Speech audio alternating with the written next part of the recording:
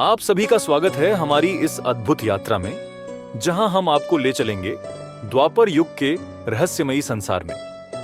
द्वापर युग 4 युगों में से तीसरा युग, एक ऐसा समय जब सत्य और धर्म तो था, पर उसका पतन शुरू हो चुका था।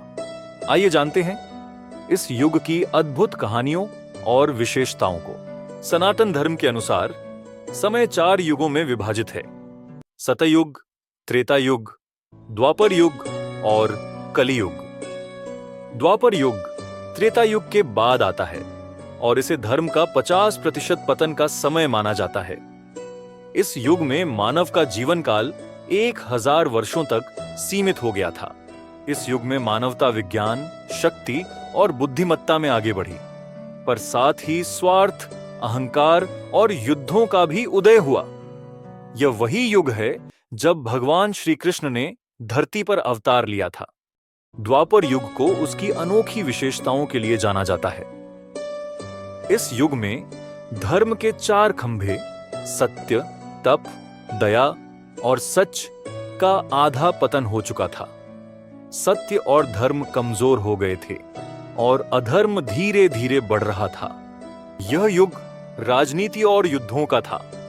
कुरुक्षेत्र का महाभारत युद्ध इसी युग में हुआ, जिसने धर्म और अधर्म की लड़ाई का मार्ग प्रशस्त किया। भगवान श्री कृष्ण ने इस युग में जन्म लिया और उन्होंने धर्म की स्थापना के लिए कई अद्भुत लीलाएं की।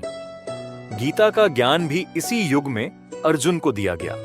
द्वापर युग की सबसे प्रमुख कथा महाभारत की है। इस महाकाव्य में धर्म, कर्म और अधर्म के बीच के संघर्ष को दर्शाया गया है।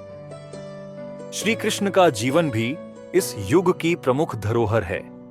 उनकी लीलाएं, गीता का ज्ञान और धर्म की स्थापना के प्रयास आज भी हमें प्रेरित करते हैं। द्वापर युग हमें यह सिखाता है कि जब अधर्म बढ़ता है तो धर्म की रक्षा के लिए ईश्वर अवतार लेते हैं।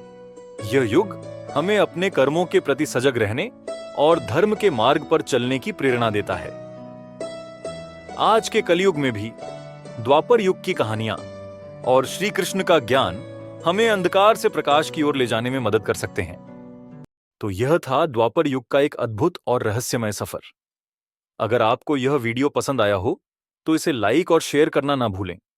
चैनल को सब्सक्राइब करें, क्योंकि हम आपके लिए ऐसी ही और भी ज्ञानवर्धक कहानियां लाते रहेंगे। जय श्री कृष्ण।